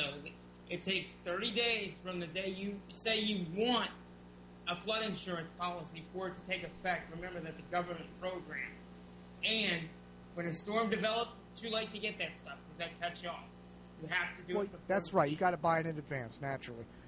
But the Hurricane Katrina story, Rising from Katrina, it's a book from Kathleen Koch, Koch, I don't know how to pronounce her last name, forward Anderson Cooper from CNN, the book Rising from Katrina. I think Mark Sudduth gave me that book. I'm not quite sure, but great book. I read it in between my jobs that I'm on. And the poor people on the Mississippi coast, man, they were just left. All the insurance companies just decided they weren't paying anybody. And all those people are wandering around like zombies out in the street. What are we going to do? Where are we going to go? We have no food. We have no shelter. We have no house. We have no and the insurance companies just turn their backs on those people. And it's just an ongoing story. But that book is unbelievable. The people that built those houses on the Mississippi Gulf Coast built them with steel reinforcements, beams running up through the center of the house to reinforce it from the storm surge. So they learned from Hurricane Camille. They said, we're going to build them stronger, bigger, better, and we'll never have to deal with a Camille event again. Well, guess what? Katrina came in there and it wiped out everything. No matter how reinforced it was, it wiped it all out. So keep that in mind when major hurricane hits. It's a different animal, and make sure your insurance, your coverage is right, because they will screw you when they get the opportunity. All right, the next response was, I don't like sports or politics, but I get into nature's fury. There are a lot of people that aren't into sports. I like to watch the football, the NFL, and college football during the hurricane season, because I have eyeballs in two different directions during the hurricane season. I know a lot of you viewers out there probably are into sports and or politics while you're watching the hurricanes during the hurricane season, but it is a good distraction from sports and politics if you're not into those things. But that was the the second to the least response. At 113 people said they don't like sports and politics, but they get into nature's fury. All right. Here's your level of hurricane knowledge. And this poll has been up occasionally from time to time at Hurricane City.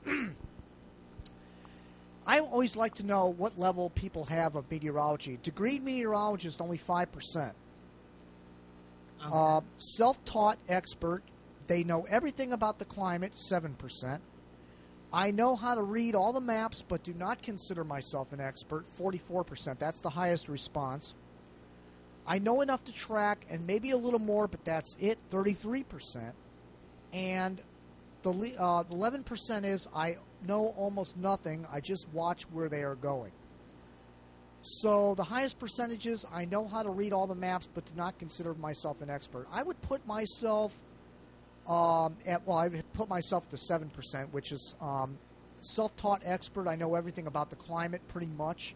I know a lot about climatology and the history of hurricanes. So I would put myself in that 7% category. But this doesn't surprise me that most people consider themselves that they do know how to read all the maps, but they do not consider themselves an expert. That's a good, honest assessment. I really appreciate the people that said, I know almost nothing, just watch where they're going, 11%. I'm glad the people were honest enough to admit that.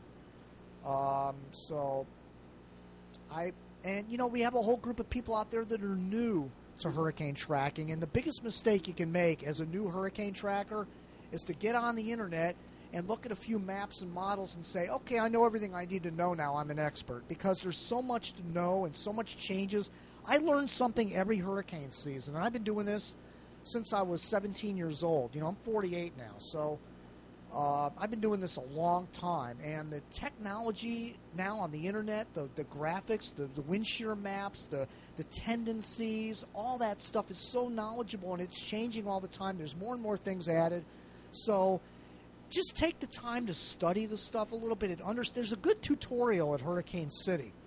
If you go to the drop-down menus on the front page of Hurricane City at the top of the site, there's one page that is a tutorial on how to read those maps, the wind shear maps, the upper-level winds, what the millibars are, all that stuff. It tells you what they are and what use they are for tracking hurricanes and making a forecast. So I recommend all you newbies out there that, especially you young guys that are like in high school or you're in middle school and you're just really getting into this and you really have questions about stuff, go and read those maps, because there's a lot to be learned and still learn about the new stuff. Now, the one thing I disagree with, and this is another beef I wanted to get off my chest, beef number 7 tonight. The MJO, the Madden-Julian Oscillation. I can't stand that thing. I can't stand it. Like, I have arguments with people that are knowledgeable on weather, and they love the MJO. I can't stand it. Like, there was a couple of storms this year that were hurricanes in the Atlantic. In fact, there was a couple of periods during the height of not the height of the hurricane season, but I think they were in off months like October or August. I can't remember what storms they were, where the MJO was in a negative phase. Now, for those of you that don't know what the MJO is, during Irene, I believe. Negative. I'm not sure about that. I can't confirm or deny that, but the MJO, there was a couple of hurricanes this year. In fact, the last hurricane we had, I think, was a negative MJO. And I'm not implying that the MJO is an indicator that you're going to have a hurricane, but at the same time, the same people that will use the MJO and say, okay, the MJO is coming, we can see it coming from the East Pacific and it's coming into the Atlantic, and guess what? Nothing will happen. And then the MJO will go negative, and then we'll have a storm. So it's not a sure indicator that you are going to get a hurricane in the Atlantic or hurricane activity. It's an indication of increased moisture, yes, but it's a lot of times it responds. I can't tell you the amount of times, Bill, over the years I've seen a negative MJO, a storm develops, becomes a significant hurricane, and then all of a sudden you look at the MJO chart the next day and it's all green. Well, the MJO is here. Well, that's because it responded to a hurricane, you see. So it's not necessarily a great forecasting tool for indicating when there's going to be hurricane activity. I always argue with people about the MJO, and my nickname for the MJO is mostly junk observations, because that's what it is to me. It's one little small tool you can say, okay, it's coming, maybe we're going to have something, but to say that definitely things are going to ramp up because the MJO is coming is absurd. And the MJO, what the MJO is, if you go to the Jim's predictions for the week and you scroll down to the bottom, you'll see a link that says MJO forecast. You click on that, and there's an animation on there, and it'll show you the green lines on the map are increased moisture and lift of the clouds, higher clouds up in the atmosphere, and then the brown lines are sinking air and more drier, more unconducive conditions for tropical development. And so I watch that. I don't keep track of it every day, but I glance at it maybe a couple times a week during the hurricane season, and you know what? It's right half the time and it's wrong half the time. I just don't like it. I don't like the MJO. I think it's an inexact science, just like Jim Lachine's dry May theory in South Florida, which burned me this year, which is why I'm sitting here in the hot dog suit this year, because of the dry May theory, which turns out to be a bunch of crap, because we've had a whole bunch of dry Mays with no hurricanes at all in South Florida. So, that was, I just had to get that off my chest about the MJO. I don't know if you use that at all, Bill, or... I'm with you. It's mostly junk observations. All right, here's our next poll. What news are you looking for from the media? Damage information, 30%. Shelter information, 3%. Death toll, missing people, 33%. That's the highest percentage. People that are looking for the dead and the missing, which is understandable. Survival stories, 18%. Flood potential info, 5%. And the politics of it, 12%. So there's more people that are interested in the politics of hurricanes, hurricane coverage from the media than they are looking for flood information. That's really astounding to me. More people care about politics than they do flooding, basically is what that tells you. But again, the highest respondent here, death toll and missing people, 33%, and that's when you get the biggest audiences is when the hurricane hits and then the aftermath begins. How much damage is there? How many people are missing? This is why I encourage people to call into the show with any information you have when we're doing the hurricane warning shows. Put your live cam on your dash, drive around your neighborhood, let's see the damage, let's find out what's happening. This is when the highest number of people are viewing because they want to see what's happened in the aftermath of a hurricane. And this is why I intend, if I do chase these hurricanes in the future with my iPhone live on Ustream, I intend to stick around afterwards so I can get some information on what the damage is, how many dead people there are. People like to see, they want to see what the damage is. They want to see what's happened in their neighborhood, especially if they've evacuated and they're watching it on a computer somewhere in an evacuation shelter. They want to see the damage. They want to know what's going on. Hurricane City, hurricane warning shows are very comprehensive because Bill and I will bounce around all the different networks, different webcams, different storm chasers, different observers, different people from different angles, and sometimes you'll hear something you won't hear on the regular network. So I encourage you to watch the hurricane warning shows when the hurricanes are making landfall. All right, main reason for visiting Hurricane City. This is one of my favorite polls because I like to know the pulse of the people that view Hurricane City. And the tracking chart is the most popular reason why people come to Hurricane City. 37% of the people that come to Hurricane City use it for the tracking map primarily. 3% they like the links to the featured city. Well, I'm a little disappointed in that stat because I put a lot of work into those featured cities. The live video cast is 15%. Not real pleased with that either. That should be a little bit higher. Video clips, only 2%. That's the lowest response, the actual archives.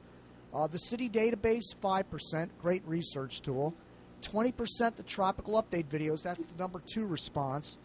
And the number 3 response are my predictions at 18%. Now, for this year, I do not do the weekly predictions anymore. It's just too time-consuming to go through all the models every Monday. There's always something going on in the Atlantic and a lot of changes to make to Hurricane City, so I don't do the weekly predictions anymore, but I do my city predictions. So if you ever want to know what cities I think are going to be impacted throughout the hurricane season, check to Jim's predictions for the week on June 1st and all throughout the hurricane season to get the latest information. And when there's a significant threat, like when Irene was out there, I was giving daily updates on my predictions for the week page, giving my forecast theory and where I think a storm is going to go and what the models are thinking and everything. So tune in for that on the predictions page when it matters. All right, that's it. There's me hiding behind the monitors, behind Lixie and Avila, a forecaster down at the National Hurricane Center. There I am with the hot dog suit. And here's the studio cam. Anyways, we're going to wrap up the show tonight. Let me just check the email one more time. I don't think anybody else has emailed. Oh, yeah, we do have John Ward. He says here that the same thing can be said of the El Nino-La Nina theory. It's a theory probably funded by U.S. taxpayers to line the pockets of professors and folks at government agencies. That's from John at Gaucher, Mississippi. I disagree a little bit on the MJO, on the not the MJO, on the Enzo.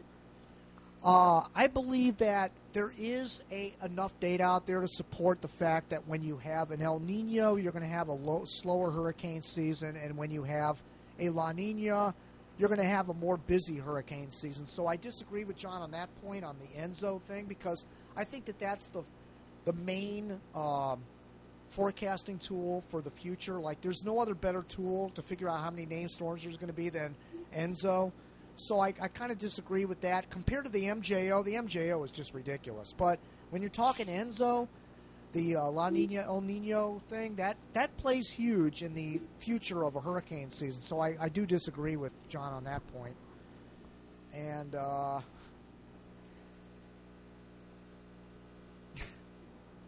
guess he's on a political rant here. I'm laid off now because of no current disasters.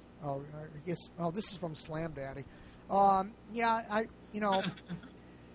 guess, there's people that make money on hurricanes, and let's face it, this season was pretty much of a dud. I know the people in the Northeast, you went through Hurricane Irene, I get it, I understand it, but things could have been far worse. The hype job on Hurricane Irene was, Brian Norcross, you should be ashamed of yourself.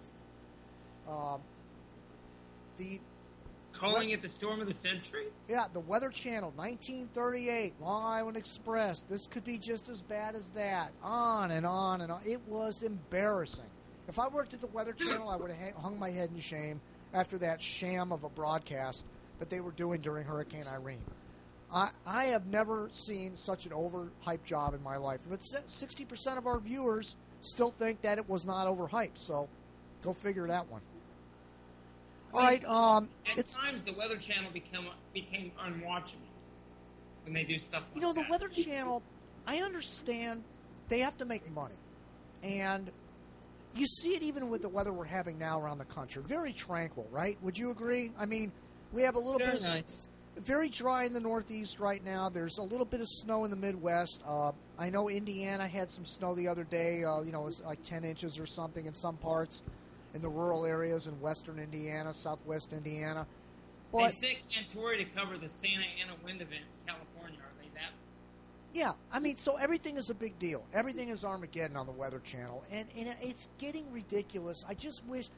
And see, here's the problem. If they don't do this, though, Bill, if they don't hype up everything, they lose viewers.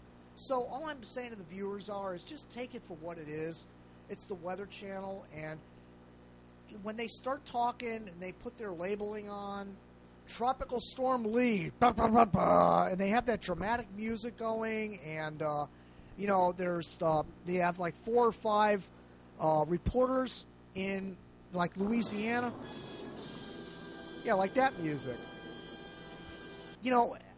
It's a tropical storm, 40-mile-an-hour winds. They did it down here when Bonnie was hitting. It was a 40-mile-an-hour tropical storm. The Weather Channel had their tower up, and they had Jim Cantori, and look at the waves. And Miami Beach. He's on Miami Beach, basically a free vacation for him. Yeah.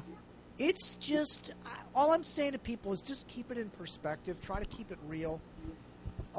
Bill, you've been through this with your aunt. She freaks out. Like, every time there's a threat to Virginia Beach, no matter, the models could be taking it out to sea, but your local forecaster starts building it up like it's a big deal.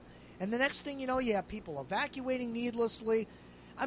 Bill, I told you and I were talking about I flat out told her, in no uncertain terms, be quiet. I've used other terms.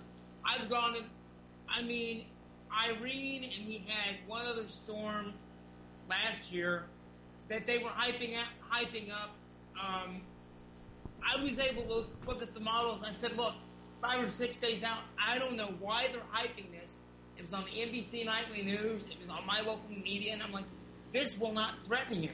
It's going to stay 250 miles away. No big deal. When Irene was heading your way, you and I talked, and we said, Bill, you need to stay here and film this thing. Now, everybody, they know you. They know you're disabled, your whole situation and everything. Most of the viewers are Hurricane City. And we're to the point now where we've had so many of these over-exaggerated threats and these, storms that hit and actually aren't what they advertised, that Bill and I have already decided, unless it's, it's ramping up to a Cat 3, he's staying put. If it's a Cat 2, a Category 1/Category 2, or it's a weakening Category 2 hurricane, he's staying put. Meanwhile, they're going to have all these people evacuating and millions of people moving inland in the whole 9 yards. And all I'm saying is just come to Hurricane City, really. If you want an opinion, watch my update videos.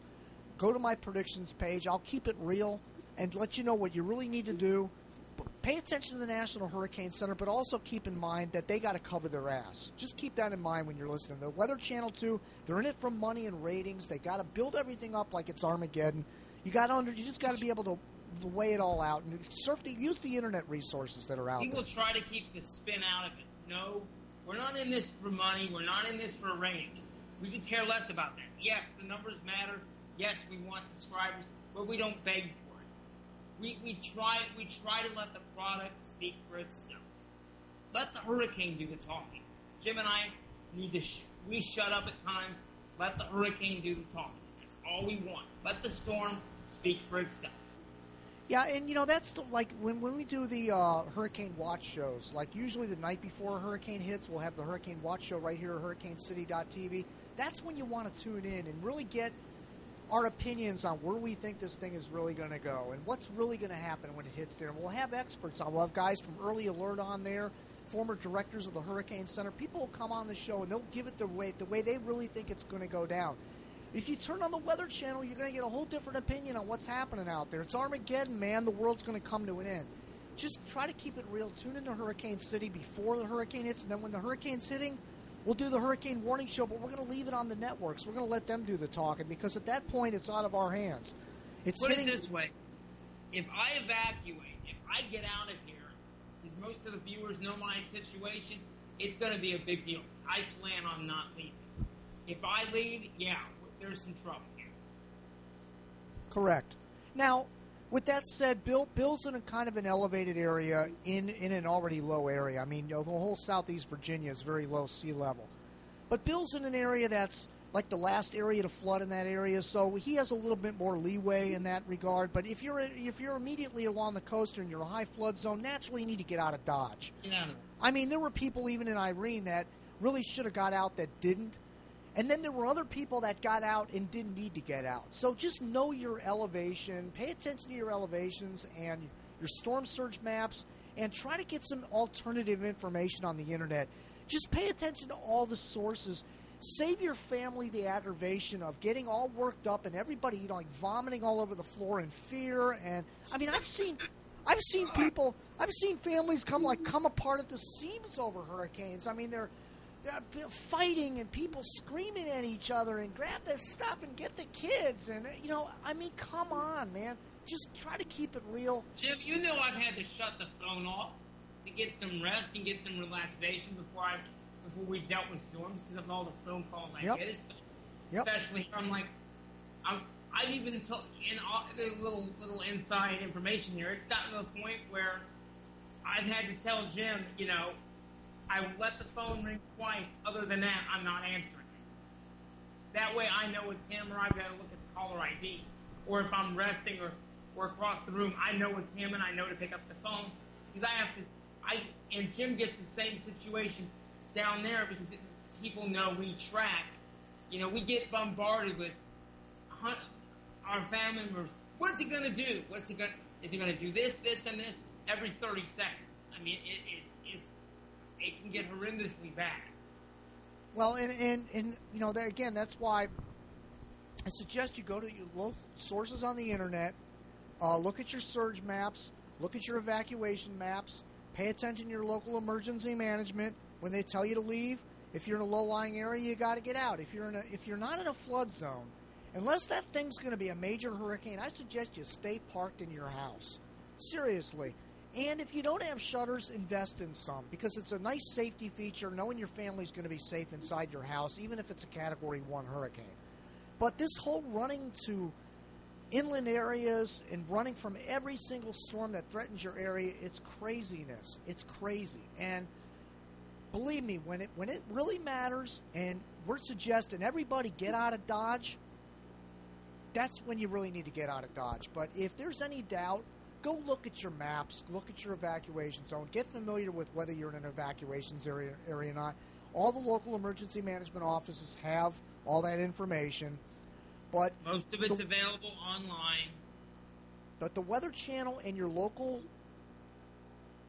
news and the Weather Channel are the ultimate hype machines. And just try to weed through all the nonsense and get the real information, and then your family can be calm and reassured that everything's going to be okay. You know, have plans ready, have flashlights ready. You know, have a safe place in your house that you know you in case things start getting worse than you thought.